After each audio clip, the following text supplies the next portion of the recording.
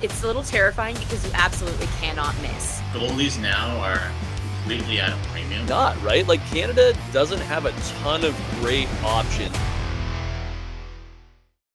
Hey everyone, and welcome to the Hockey News Big Show. I'm your host, Katie Gaus, joined by my co-host, Michael Traikos, and we have a special guest with us for the next couple shows. We've got our Ottawa Senators site editor, Steve Warne. Steve, welcome to the Big Show. How are we doing? I'm doing very well. My beer league season came to an end last night. I know we'll talk a lot about that later on in the program, but that's sort of where my headspace is at right now. If I seem a little chippy today, that's probably what's happening. So you won then. You did well. No, it came to an end. It's over. It's done. Oh, I thought maybe it came to like a victorious end and you're crowned the champion. All right. That's okay. We'll talk about that later on. But what we want to talk about, of course, we have you here. So let's dive right in by starting off with the Ottawa Senators, a team that you know very well. They are poised to make it back into the playoffs for that first time since 2016-17. And they went all the way to the Eastern Conference Finals that time around. So I want to know first and foremost, what is working in Ottawa right now that has allowed this group to get back into what seems like the postseason? Well, there's been a lot of things. I mean, and it's been great for the city of Ottawa and its fan base after 7 years, 8 years now, 7 seasons without the playoffs. And I mean, just a lot of different things. And I think the biggest one for me, guys, would be Steve Staios and his quest that started last year to kind of rebalance the roster.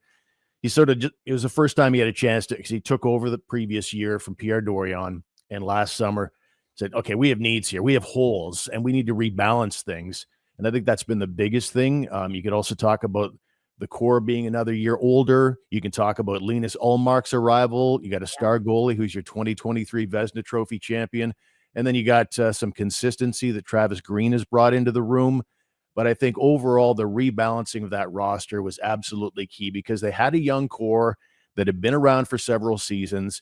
They needed the rebalance of another shutdown defenseman, and that's why they made the deal with Washington to send Chychrun away and bring in a Nick Jensen, who doesn't seem like, player for player to necessarily be a fair deal, but Jensen has been unbelievable, great shutdown defenseman, but he's also made Thomas Chabot better. So that's just one example of the rebalancing that we've seen throughout this roster. Yeah. Michael, what have you noticed? I mean, you're on the other side of things. I know we joke that you guys are going to brawl by the end of this because we've got Ottawa versus Toronto here, and we can't wait to see that play out. We'll get to that in a second. But Michael, what's your perspective? Yeah, you know what? Steve really nailed it. Like, it really is a balanced roster when you look at their top 3 forward lines. Like, they've got Tim Stützle on one line. They've got Dylan Cousins on another. They got Brady Tkachuk on another line. 3 lines that can really do damage. And you look at that Ottawa team, they don't have a guy who's a top 30 goal scorer. They got one guy in Stützle who's barely a top 30 in points. And that's not a big deal. Like, as a team, they're not scoring a whole lot. I think only one playoff bound team has produced less offense than Ottawa. And I think that's Minnesota. But, you look at it like, top to bottom, this is a balanced lineup, and it's a heavy lineup. And I think when we're looking at a playoff-bound Ottawa, that's a scary team. I don't think a lot of teams really want to face them, even as a wildcard team, because, they take a page out of the Florida Panthers playbook. Like, I think when you're talking about like hits per game, this is a top 5 team. So they play a heavy style. They can roll 4 lines on you, and that's dangerous come playoff time. Well, before we get into some potential playoff matchups that we could see, Steve, I do want to ask you, are there any similarities? I mentioned it earlier that this is the first time since 2017 we'll see these guys in the playoffs. Are there similarities at all? Any kind of parallels that you're noticing between this year's team and that 2017 group? I think Sens fans would like to think so because they went so deep that year for sure. It wasn't just making the playoffs. They went to the conference final that year and came within a goal of going to the Stanley Cup final, as most people remember. But I think they're very different in that that team was about to implode, if you recall. So I think we can talk about way better team chemistry with this team for several years now. This young core in that locker room, you can just sense it. It's tangible. Like, you can feel how much this group loves each other. They love being around each other. And we know with Ubergate and all the things that happened a year after that 2017 run, a lot of things went sideways. The Carlson Hoffman thing. And so I think the team chemistry right now is way better. And it's also a younger group for the most part. Like the leaders on this team are more in that sort of 22 to 26 window, whereas with guys like, Bobby Ryan and Mark Stone and Dion Phaneuf was on that team, like more to the late 20s.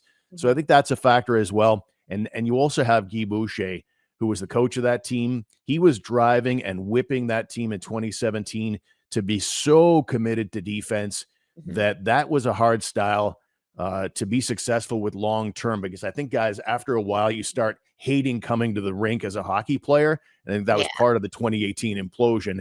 I think you have in Travis Green, you've got a guy who's come in and provided, and there's the word balance again, provided more balance, letting the horses run, but also making sure that they're playing a good two-way game. That's a good point you just mentioned there about the guys that have kind of gone through this battle together. Like, I think a lot of people forget that, like, Brady Tkachuk, he's been here for all 7 years, I guess, of not making the playoffs. And Tim Stützle's been there with them. Shane Pinto's been there with them. Drake Batherson. Like, a lot of these guys have just been getting their teeth kicked in year after year after year. So, Steve, like, to kind of get over the hump that they're going to get over this year, how much do you think that's going to help them, forget about this year, but just in the next couple of years? I mean, there's nothing more valuable than playoff experience, in my opinion. If you want to be great someday, you've got to get that. And everybody thought by now this team would have tasted playoffs, and it just hasn't happened for them. And I think that's, because it's such they're emotional. Again, they're fun loving. I think that there's been more of a Captain Serious effect that's occurred here. And I think that's going to serve them well, not just this year, but moving forward. But yeah, it's absolutely crucial that you get some playoff experience. You almost never see a team come in and do really special things in the postseason without having tasted it and then failing. And then the sting of that serves you well moving forward. Yeah, it does seem like that's all part of the process. So getting there now, getting in, that's the first step for this group who's certainly been waiting long enough. They've certainly earned it this season. All right, well, first round could be a doozy if the Leafs are able to capture that top spot in the Atlantic. It could be setting us up for a Battle of Ontario. We've talked about this a little bit in the past, Michael, so I want to let Steve kick us off. What do you think would happen if we saw a first round meeting between the Sens and the Leafs? What would you expect and who would win? Sens in 2. How about that? I know I'm gonna get the homer label, but let's just talk in terms of Team A versus Team B. One team is 3-0 this year, and I really feel like the Sens are not the team you see in the standings right now, because the first half of the season they were plagued by injury and inconsistency. They have figured it out in 2025, and so if you're starting to measure the Senators just in the calendar year, that's a better team than I think people realize. And so I think they could surprise some people. And I just, Toronto has just been a playoff failure again and again and again. Matthews, Marner, and Nylander. You talk about 2017. The Sens haven't been there since 2017. Well, that youthful core I just mentioned, these guys have been in the playoffs since 2017, and they've got one playoff series victory to show for it. So I don't know why anybody would think that Toronto would go in as heavy favorites in this thing, and I certainly give the Sens a chance. Yeah, you make some good points. Like, Toronto doesn't match up well against the heavy teams. Like, we saw it when they played the Florida Panthers. We saw it years ago when they were playing, a Boston team that had the Zdeno Charas and the Milan Lucics and those kind of players. So, there's an argument to be made that Toronto would rather probably face Tampa in the first round, just because it's more of a, skill versus skill kind of matchup. Yeah. So, for me, that series is going to come down to the goaltending. And I know Linus Ullmark hasn't been the guy that's carried them. I don't think he's had to. He hasn't put forth like a Vezina performance during the regular season, but in the playoffs, that kind of scares me. It's almost like a Craig Anderson that you're getting for, back in 2017. Like, Anderson was very much the hot goaltender, and Ullmark, I think that's why Ottawa got him, to get to the playoffs, but also to be a difference maker. And, on the flip side, Toronto's got two guys that really haven't had the experience, never mind the regular season, but also in the playoffs. And, whether it's going to be Wall, whether it's going to be Stolar. So, Steve brings up a lot of points. The only thing I'll say is, there's regular season hockey, and I know the Sens have had Toronto's number, but you look at the playoff history and it's very much, a one-sided battle where Toronto always has Ottawa's number, similar to Boston always having Toronto's number. So they're going to have to kind of exercise them demons if they're going to go into the second round. Well, the other factor is that we have not yet seen playoff Brady Tkachuk. We don't know what that's going to look like, but I have a feeling it's not going to be fun for whoever has to play against him. So certainly something that the Leafs would have their hands full with. But we'll look forward to a potential Battle of Ontario. Let's talk a little bit more, keeping it in the East. The race for that wild card spot, again, just continuing to be up in the air. I saw someone post a video on Twitter of all these little kids going out onto the ice, and every single one slipped and fell as soon as they touched the ice. And they said, this is the Eastern wild card race. It's just like, it's a mess. Nobody is taking off and running with it. But Montreal seems like they lost a step. At one point, we were very much talking about the Habs feeling like they were in a good spot. So do we feel like the Canadiens are running out of steam, Michael? And what team do you maybe have your eye on now? I still have Montreal making the playoffs. And, Katie, it goes to strength of schedule for me. Okay. The Canadiens have 9 games remaining. 4 are against playoff teams. So that's 5 games that, the Habs should have a chance of winning. Yeah. You look at the Rangers schedule, 8 games remaining, 7 are against playoff teams. Like they have to play the Tampa Bay Lightning twice. And that's a Tampa team that could be battling maybe for top spot, at the very least, probably battling for home ice advantage in the first round. So I still got the Habs going as the second wildcard team, but really, you nailed it on the head there, Katie. Like it is a race that no one seems to want to win. Like even Ottawa in the number 1 wildcard spot, like they're probably out of the playoffs if they're in the Western Conference. That's kind of how weak the East has been this year. But, for me, I would love to see the Habs in the playoffs. Like give me all the Canadian teams you can get. Yeah, that's fair. What do you think, Steve? Yeah, I'm in the same boat. I mean, I look at all the teams that are outside looking in right now, and I say, do any of you people want this right now? It's crazy. And that's, as someone who's been watching the Senators so closely, the Senators haven't, they've been good over the last 15 games, but they've not been, world beaters where they've just pulled away from everyone. They've had some blemishes in there, like losing to Buffalo. They went 0-3 against them this year. And while they're losing to Buffalo, the other teams aren't taking advantage. And so it's been really good for the Sens. But for me, I mean, I like Montreal in terms of that schedule, like Michael mentioned. But when you're talking about this clot of mediocrity, I just got to go with the New York Rangers because they've got so many proven deep into the playoffs, experienced guys there that should be way better than they are. I got to think that if asked to choose between, the teams we've been talking about and a team like the New York Rangers have gone deep in the playoffs in recent years, I have a feeling they'll figure it out. And cream always rises in this league, and I feel like the Rangers will get it done.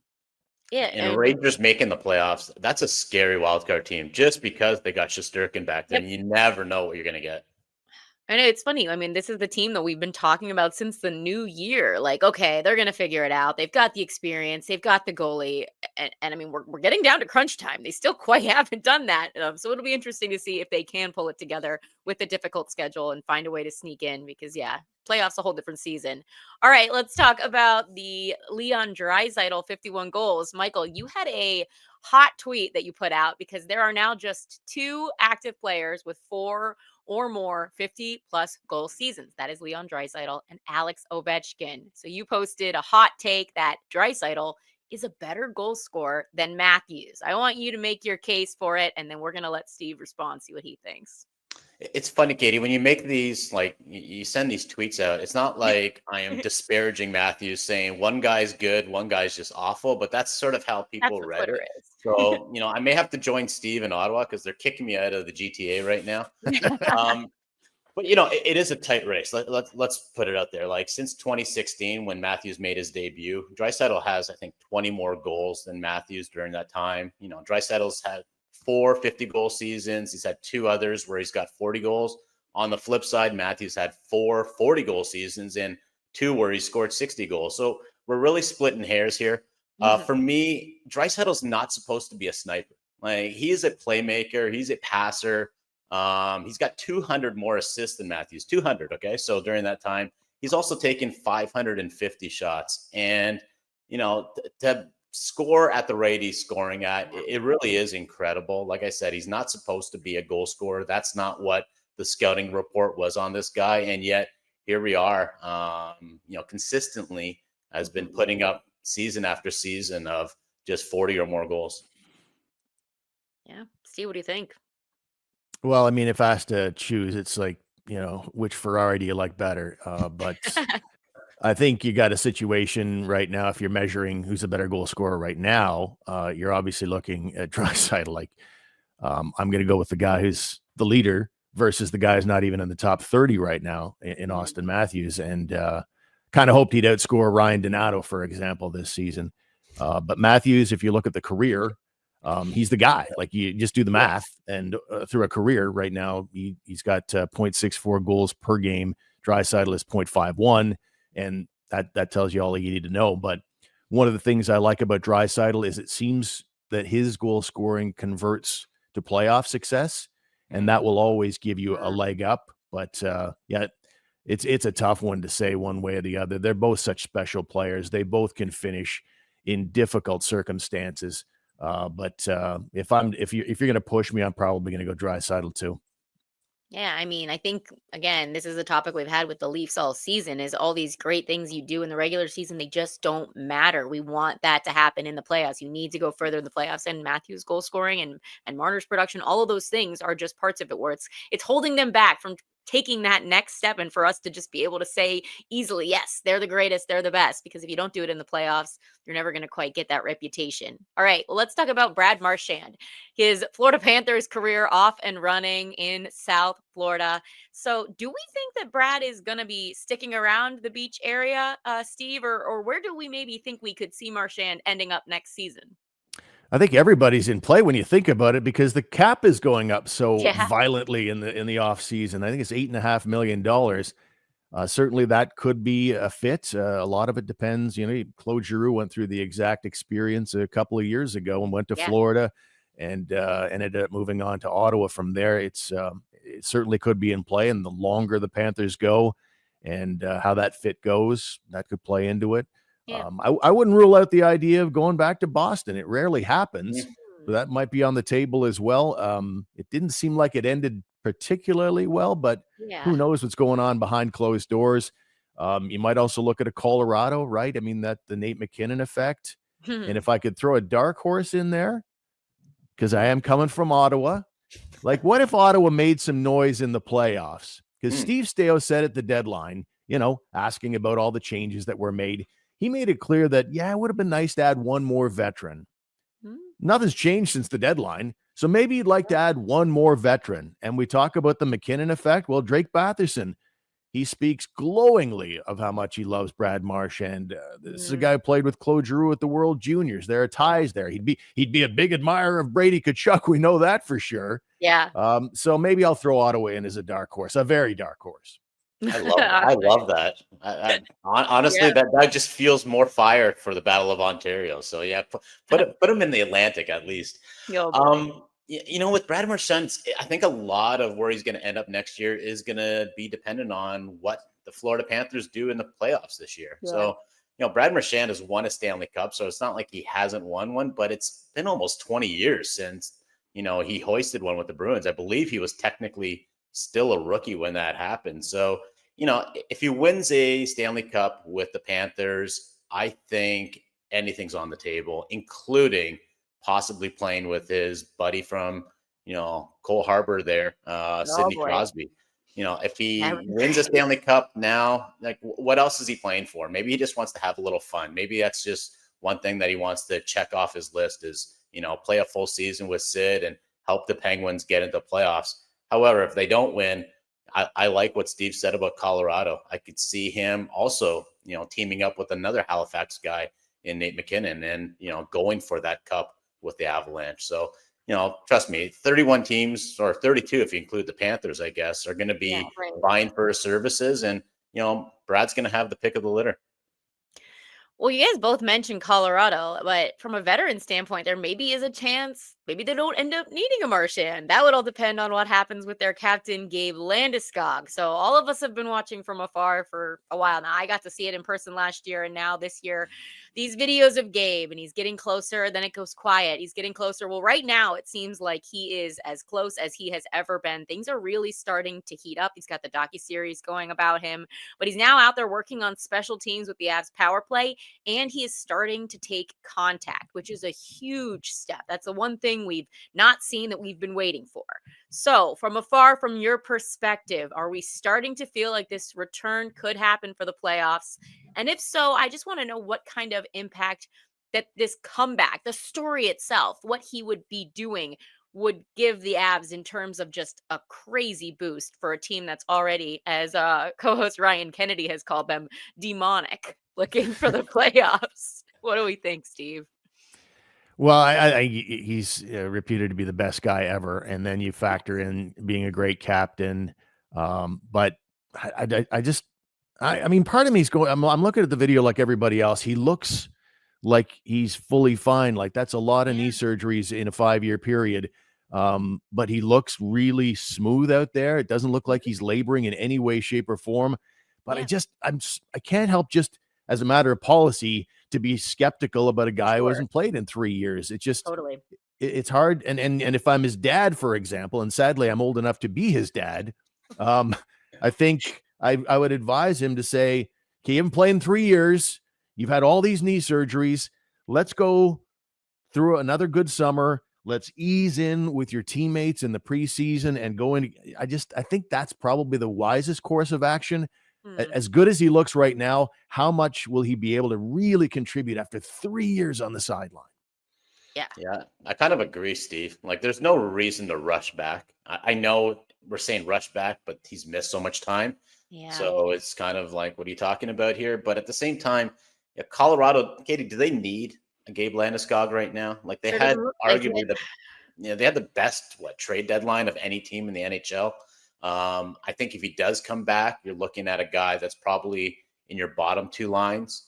The way I look at it now, it's almost like when Tampa Bay is Stamkos going to come back when he was in the bubble, and then he ends up playing a shift and was basically his biggest impact was off the ice. I think Landeskog's probably in that same boat. Not that they need, more leadership. I think this really is Nate and Cale's team. That being said, I would love to see Landeskog back just because it has been such an arduous journey. Even if he comes back and plays spot duty, he's in and out of the lineup. That's a feel-good story for me. So, I hope he does come back.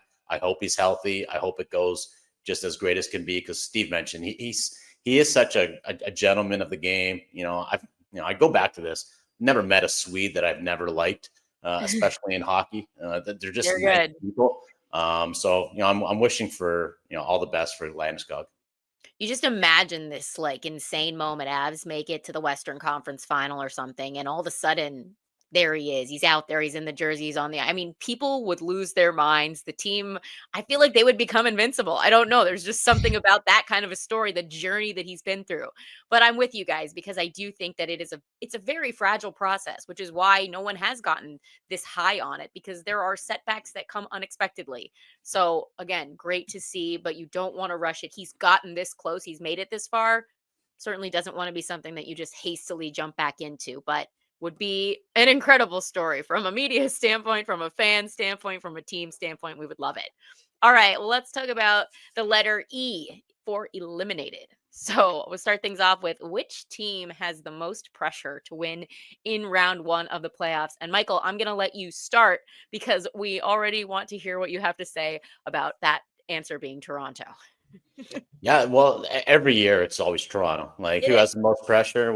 It's the Toronto Maple Leafs, because they haven't won since 1967, and they've made the second round once in the last decade or so. So it's always Toronto, especially if they win the division, and if they end up as the top team in the Atlantic, and they're playing a wild card team, and if it's the Ottawa Senators, oh boy. That's going to be a pressure cooker. So, yeah, of course, it's going to be the Toronto Maple Leafs until the Toronto Maple Leafs are not a playoff team. All right. Well, if it isn't the Toronto Maple Leafs, which we all agree with, Steve, who is another team that certainly should be feeling a lot of pressure to win in this first round?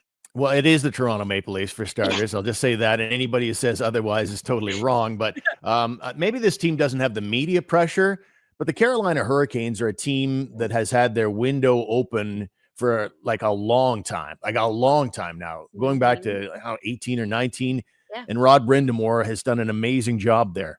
Regular season excellence, even decent playoff, second and third round on a regular basis over that time period. But, so they need to at least go deep again. But now they've got a 2-3 matchup right now with the New Jersey Devils. To get New Jersey in round one, and that's why every year, and a lot of people in Toronto complain about this, that 2-3 matchups, not fair. Yeah. We should get one of the, should be a 1-8 scenario, but it is what it is. So Carolina's got they've got a tough situation in round one. They're not going to get the media and fan pressure that a Toronto does, but I think in terms of, ownership expectations, management expectations, Rod Brindamore needs to win that series. And so that would be a team I might throw in there. And again, because I'm coming from Ottawa, I'd throw in the variable of the Senators from the perspective of if they get Florida or Tampa Bay and they lose in round one, it's like, okay, snap the curse. They made the playoffs. That's great. But if it's Toronto, then 0-4 comes into the picture. And now you've got all that external pressure that might not be there otherwise. Yeah. Here's one I'll throw out just to bring the West into it. How about the Edmonton Oilers? How much pressure is there? Because this is a team that just lost in Game 7 of the Cup final. People had them as a heavy, heavy favorite. Is that a team that we're worried about? I mean, we talked about the goaltending issues, but they've got to be feeling pressure to repeat or go for again. 100%. Like whenever you got Connor McDavid and Leon Draisaitl, the expectation is forget about winning one cup. It's how many cups are you going to win while these guys are in their prime. And Katie, they're playing the LA Kings for the fourth time now in the first round. Eventually the Kings are going to have to win a series there. But, that's a good one. And I love Steve's pick on Carolina because, the Rantanen trade and, that adds even more pressure on a guy like Jim, like Ertulski to kind of be like, okay, well, we didn't get our guy, but, at least we made it deep into the playoffs. If they're out in the first round, that is just a miserable year for the Hurricanes. Well, let's talk about two teams that had miserable years then. E4 eliminated. They both have the E next to them in the standings. Seattle and Nashville, both officially eliminated. Quickly want to hear from each of you. Pick one team. So we'll let you start, Steve. Which moves would you like to see one of these teams make to improve this offseason? Well, I'll tackle Nashville, and I look at a new coach for that team. I think Andrew Burnett is on the way out, in all likelihood, and just has not worked. It's unbelievable when you think about the expectations that everybody had for that team with the additions they made. I think the biggest thing, well, for one, I'd say if there's one move I'd like to see them make, it would be, someone who complements Roman Josi. Because I watched it happen this year in Ottawa with Thomas Chabot and how different he looks now that he's got a proper partner, a shutdown guy who minds the store while Chabot does his thing. Josi needs that guy. Brady Shea hasn't been that guy. And beyond that, it's praying that all these 30-somethings that they brought in can get their act together. Stamkos, Marchessault, even a couple of years ago, Ryan O'Reilly. These are proven veterans, proven winners. And they all had just absolutely miserable seasons. And those guys there's not much you can do with them. You just got to hope that they have a great summer. They feel offended by everything and they come back better hockey players. Yeah. All good points. And less time on Broadway. There you go. Yeah. Too much time at Tootsie's. All right. What do you think, Michael? Oh boy, Tootsie is so. We're gonna do another episode there, Katie. Just talking for that. Okay, so Seattle, what do they need? I think they need to make a splash, especially up front. You look at their forward group, and I know they got Brandon Montour last summer on the back end, but they need a sort of Brandon Montour-like player on the forward core, someone that can help out Matty Beniers, help out Shane Wright. Help out a lot of the young guys that they've coming up. They don't score a lot of goals. They got Joey Decord, which I think, he's going to be fine back there in net. Yeah. But offensively, just kind of a meh kind of team. And I think that's the real missing ingredient. Yeah, it's like a team we didn't even spend that much time talking about, truthfully, this year because they just weren't fun. They weren't fun to watch. They weren't really doing anything, making any splash. They didn't really make too many big moves, even at the deadline. I mean, other than just getting some assets. So, all right, both teams that definitely have some improvements to do. But I think the ceiling could be very high for Nashville if they handle this summer the right way. All right. Well, listen up, hockey players. You don't need to drop a fortune on sticks. You can snag a pro-level composite stick at stix.com. That's STIX.com. Make sure you head onto the site and check it out. All right. Let's start with some rapid fire. Earlier, we talked about the Senators. I actually talked about them a lot throughout this show, which is a good thing because we're excited for their return to the playoffs. But we said it's 8 years since they've been in it. So there are only 4 players from the Sens' last playoff appearance that are still active in the NHL. I'm going to make Michael name them first because I think Steve might know the answer. 4 players that are still I'll give you 2. in it. I'll give you 2.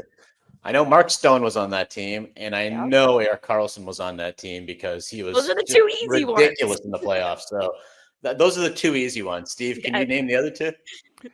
It's actually one that one of the 2 is one that I actually think about so fondly, and that's JG Pajot.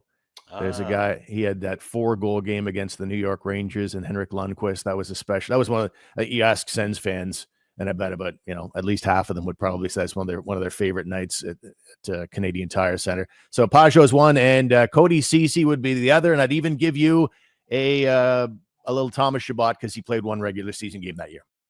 Oh, okay. So a little asterisk next to that one. Exactly. All right. I like it.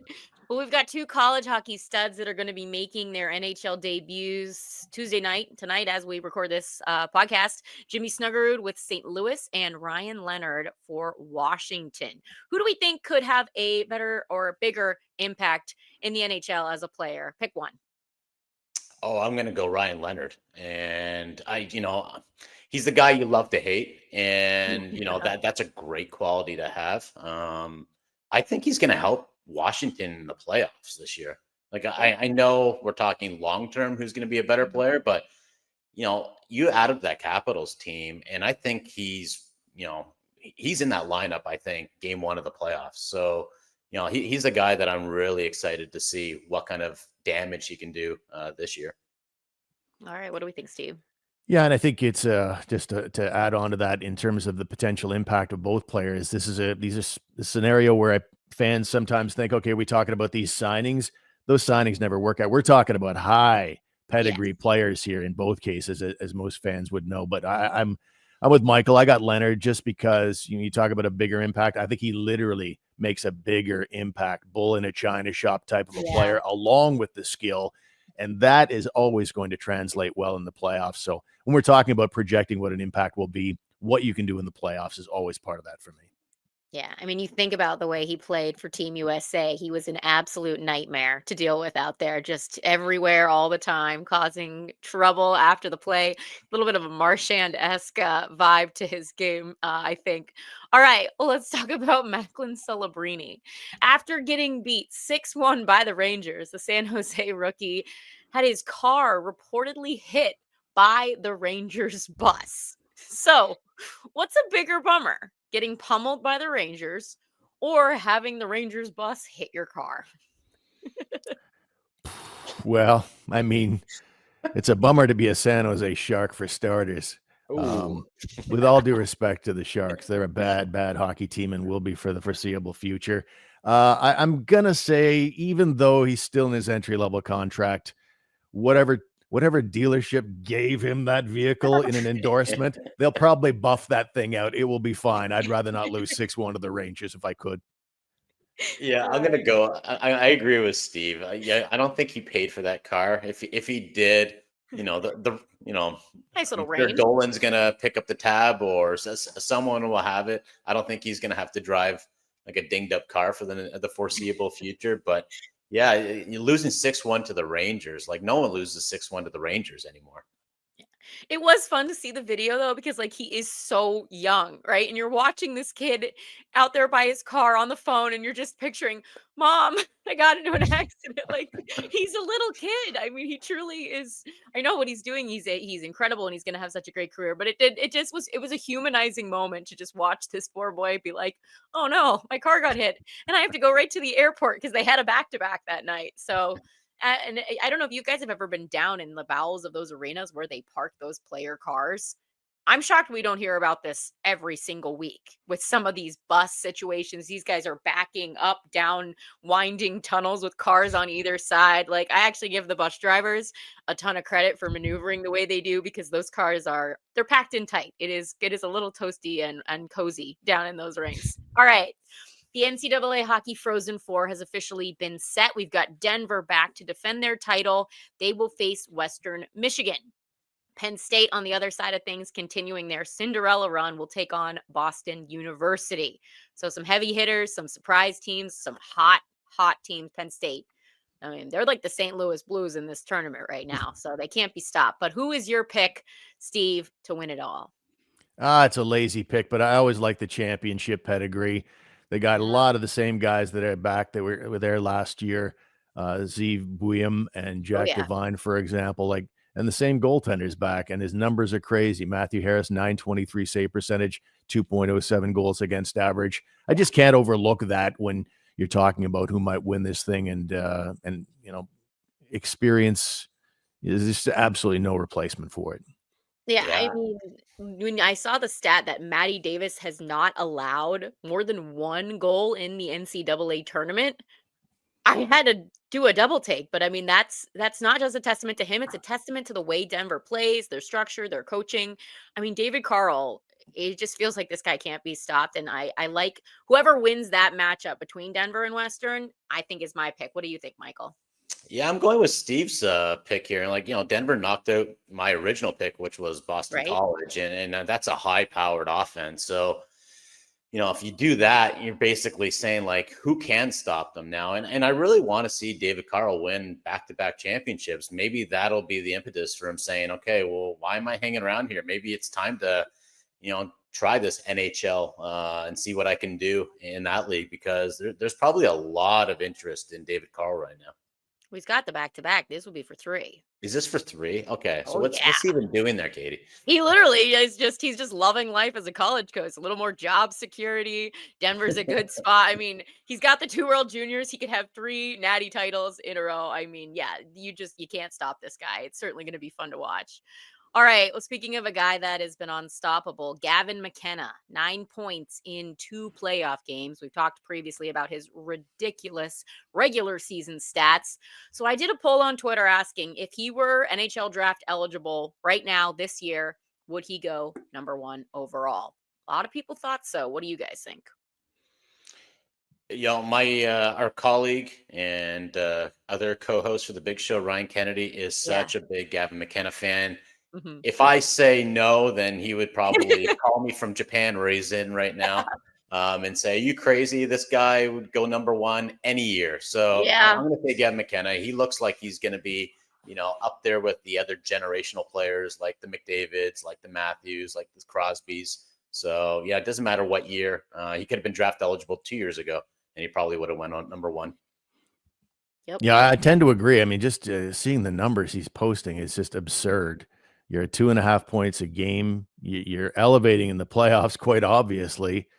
Like, sign me up. And especially if you're going to throw him into this year's draft class, just for the sake of this discussion, and you've got a defenseman as your number 1 right now. To me, the forward will always trump the defenseman. The defenseman is just unpredictable by comparison. I think you're a better bet if all things are equal. You got a forward and a defenseman. You're not sure which is which one you want to go with. I will always choose the forward, because it's just a more predictable virtue that will translate to the NHL versus the D side, in my opinion. Yeah, I'm trying to think the last defenseman that went number 1 overall where we're looking back going, that was the right pick, because the Dahlin year, I think right now you look back at it and go, maybe Brady Tkachuk should have been the guy, or maybe I guess it could have been Quinn Hughes should have been the guy, but that's a good point. You just never know. It seems like you can get your number 1 defenseman, somewhere around the 5-6 spot there, Steve. Yep. Yeah, I'd agree. So which team would be tanking for McKenna if we had to make a next year pick?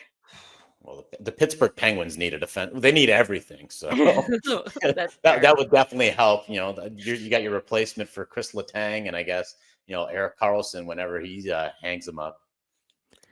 Yeah, I'll throw San Jose in the mix. I think that's just that seems to be their draft strategy, to be just terrible for 100 years. Maybe we'll see Buffalo trying to pull their McDavid 2.0, where they just wanted him so bad and they set themselves back forever trying to get him. Sabre fans would burn the city down. Oh, awesome. Well, hey, Steve, thanks so much for joining us for this first show. We'll have you back on our Friday episode. But that does it for this episode of the Hockey News Big Show. Make sure to follow us on social media. Keep up to date with everything happening at thn.com. For Michael Traikos and Steve Warne, I'm Katie Gaus, and we will see you guys next time.